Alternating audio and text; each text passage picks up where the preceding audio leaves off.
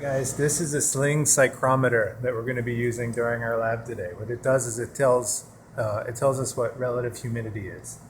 Now the way this thing works is, you notice you can take the cap off and it's going to have a wick, kind of just a cotton string, and then it's got a couple different numbers here. We'll get into that.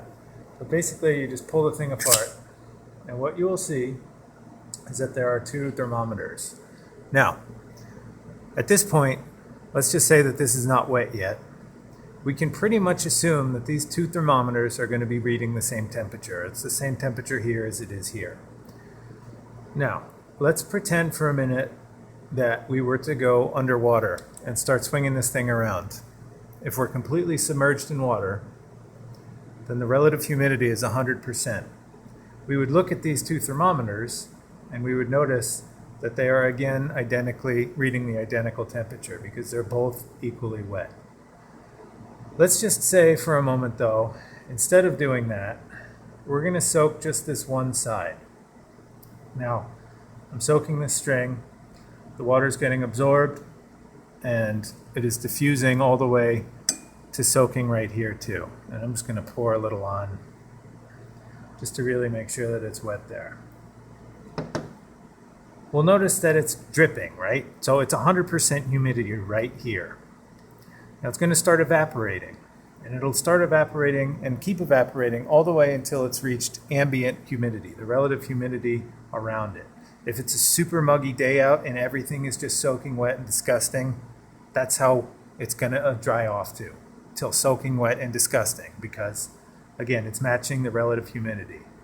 If it's really dry, this thing is going to evaporate until it's really dry. Now remember, we talked about latent heat in the last lab. That's pretty much what we're talking about this lab exclusively. As it evaporates, what's happening is the water molecules are absorbing ambient temperature, and it's having a cooling effect on this particular thermometer. So now that it's wet, we're going to spin it around, soaking all the maps around us, getting them good and wet. After a while, we'll just do this. You can be a little more enthusiastic than what I'm doing. I'm typically very enthusiastic, so you'll notice what I did is I tied a knot so it doesn't fly out. But in any case, you'll see here there's going to be a difference. I don't know if the video can show it, but right now it's showing about 24 degrees Celsius on the dry bulb, the dry thermometer, and about 19 on the wet bulb. If it were much drier in here, this would be evaporating faster. And if it's evaporating faster, it's going to cool this off even more. So that's why if we're at 100% humidity, I'm doing this in the rain, these two are going to show the same. So now we're going to use these numbers that I was talking about. There's a scale on here. Basically, first of all, line up the tab with the slot. Try not to break it if you can avoid it. And there's two sets of numbers here. First of all, you'll notice that this particular set of numbers goes from 10 to a little over 35 degrees Celsius. This particular goes from 0 to 20. So first thing we want to do, pick the temperature range that makes sense. And I said it was what, 19 and 24?